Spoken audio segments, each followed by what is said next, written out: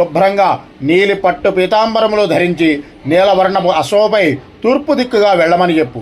ఆ అశ్వము వాయువేగ మనోవేగాలతో పోయి అలసి హఠాత్తుగా ఒకచోట నిలిచిపోతుంది.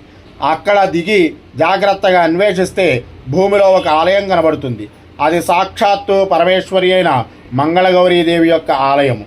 దానిని శుభ్రపరిచి అందున్నటువంటి అమ్మవారిని ఆరాధించమను. ఆ తల్లి సంతానాన్ని మీకు అనుగ్రహిస్తుంది. ఆమె దయాదాక్షిణ్యాల వల్ల పుత్ర సంతానం కలుగుతుంది అని చెప్పి జంగమవేశ్వరహరి అయినటువంటి జగదీశ్వరుడు అంతర్ధానమైపోయినట.